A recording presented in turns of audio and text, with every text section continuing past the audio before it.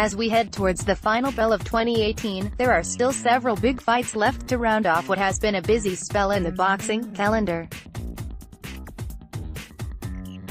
September was a manic month where, in the space of 13 days, fans witnessed a trio of brutal world title fights in quick succession. From Nevada to Jeddah, via Wembley Stadium in London, it was a remarkable run of contests which saw epic battles and brutal knockdowns at groundbreaking new venues.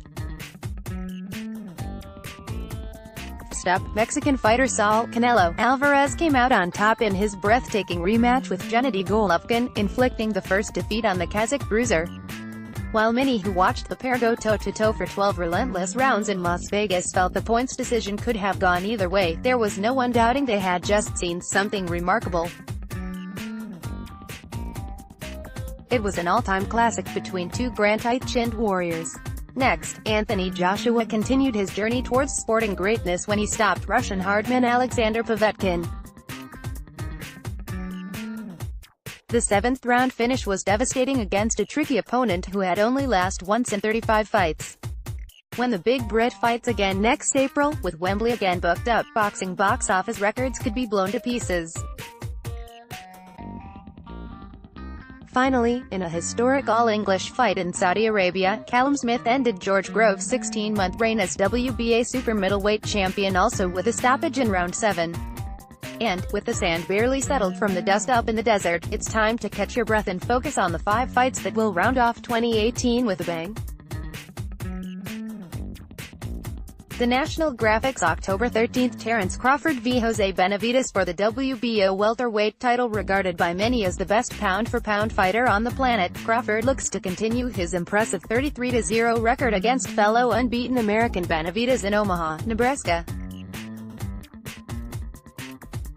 In his first fight at welterweight in June, Crawford pounded out a warning to the rest of the division by stopping Jeff Horn in the 9th round to claim a world title at a third weight.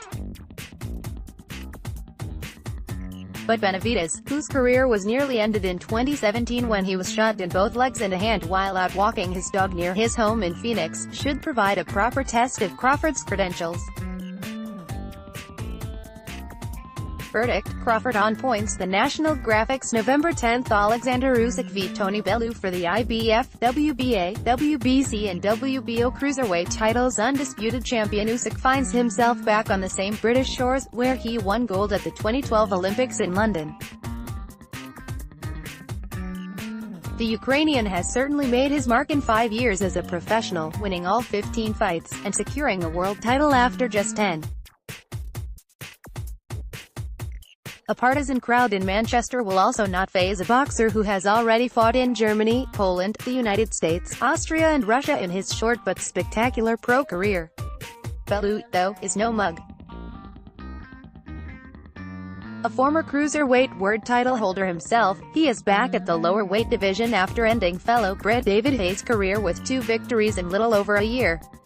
Verdict: Usyk with late knockout or points decision. The National Graphics December 1st, Deontay Wilder v. Tyson Fury for the WBC World Heavyweight title. In a resurgent heavyweight scene, this is a huge fight in every sense of the word.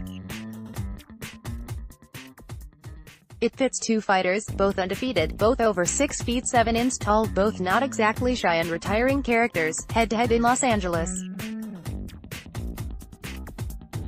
The American Wilder has won 39 of his 40 fights via knockout but has never been tested by someone with Fury's size and boxing brain. The Brit's biggest problem, though, is ring rust. He has fought just twice since taking the world titles off Vladimir Klitschko in 2015, taking time out of the ring to recover from depression and drug addiction. The winner is in line to fight Joshua in a record-smashing unification bout next year. Verdict: it should be Wilder, but if Fury drags it out to the later rounds, he could cause an upset. The National Graphics December 8th, Vasily Lomachenko v. Jose Pedraza for the WBO and WBA World Lightweight titles. Lomachenko's rise to the top has been so ludicrously quick it makes his fellow Ukrainian and training partner Usyk seem almost pedestrian by comparison. The double Olympic gold medalist is setting new standards after only 12 pro fights, becoming a world champion after 3 fights, the joint quickest of all time, a 2-weight champion in 7, a record, and 3-weight champion in 12, another record. He also leads the way in the pound-for-pound best rankings. A unification bout against Pedraza at Madison Square Garden in New York is next up, although Lomachenko is already talking about taking the WBC and IBF belts from the undefeated Mickey Garcia and becoming undisputed lightweight king in the new year. Verdict: there's no stopping Lomachenko. The National Graphics, December 22. Josh Warrington v. Carl Frampton for the IBF World Featherweight title. A potentially brilliant fight to end the year, which sees former two-weight world champion Frampton take on current IBF featherweight title holder in Manchester. Northern Irishman Frampton produced one of the greatest performances in his country's proud boxing history when he defeated Leo Santa Cruz in 2016 in New York, only to lose for the first time in the rematch against the Mexican just 6 months later. Unbeaten, Warrington earned his title the hard way with a split decision verdict over Lee Selby in a blood-soaked battle earlier this year. Verdict: Frampton on top of the world again.